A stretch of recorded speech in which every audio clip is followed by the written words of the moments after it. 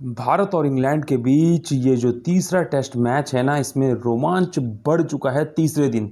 सबसे बड़ी बात, तीसरे दिन का हाल तो आपको बताएंगे, लेकिन जो आज दिन के खेल का अंतिम ओवर था ना, सबसे बड़ा रोमांच तो उसी ओवर में आया। जम के लड़ाइयाँ हुई मैदान पे, जम के विराट कोहली दिखे मैदान पे। ओह, आप सोचेंगे विराट कोहली कहाँ से दिख गए?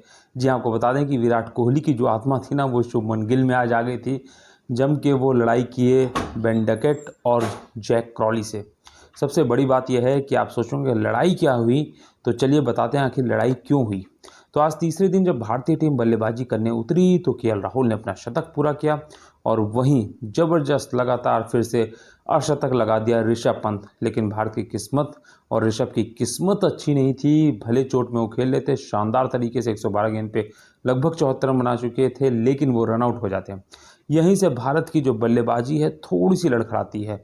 हालांकि इसके बाद केएल राहुल भी आउट हो जाते हैं बशीर की गेंद पे, लेकिन वो जाते जाते इतिहास रच जाते हैं, क्योंकि जब आज उन्होंने अपना शतक पूरा किया तो वो सचिन, वीवीएस लक्ष्मण, मतलब जितने दिग्गजों के नाम है ना, उन सब के रिकॉर्ड को तोड़ते हुए लॉर्ड्स के मैदान पे दूसरी बार शतक लिख दिया।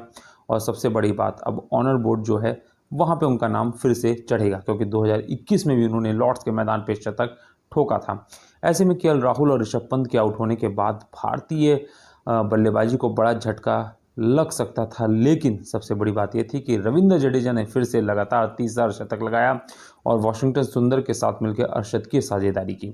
लग रहा था कि साझेदारी बढ़ेगी ही, लेकिन उसके बाद रविंद्र जडेजा आउट हो गए। बाईं साइड मतलब लेग साइड में गेंद जा रही थी, हल्का सा फ्लिक किया और ज़बरदस्त कैच लिया स्मिथ ने।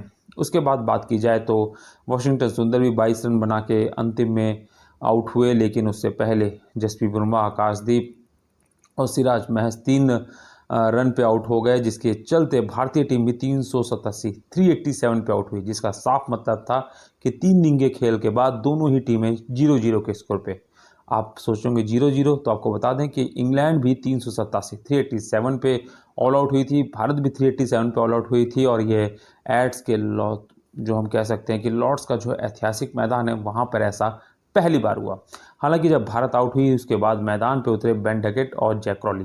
अब ऐसे में हो सकता था कि मैच में 2 ओवर हों, अंतिम समय और अंतिम क्षण चल रहा था, लेकिन बुमराह के पहले ही ओवर में जैक क्रॉली ने एक बार बहाना किया कि साइड स्क्रीन के सामने कोई आ गया है, जिसपे जसप्रीत बुमराह, जो कि जल्दी हम उनको देखते नहीं क्यों लड़ाई में है, वो और शुभमन गिल कूद पड़े और उसके बाद जैक क्रॉली के साथ लड़ाई करने लगे। सबसे बड़ी बात, ये बात यही नहीं रुकी, एक गेंद बाद फिर से जैक क्रॉली की गेंद पे जो है बॉल जो है वो उनके हाथ में लगती है, जिसके चलते उन्होंने फिजियो बुला लिया। यानी साफ दिख रहा था कि वो टाइम वेस्ट करना चाहते हैं। हालांकि अपनी इस रणनीति में इंग्लैंड बहुत सफल रही, क्योंकि विकेट नहीं गिरा और महज एक ही ओवर हो पाया।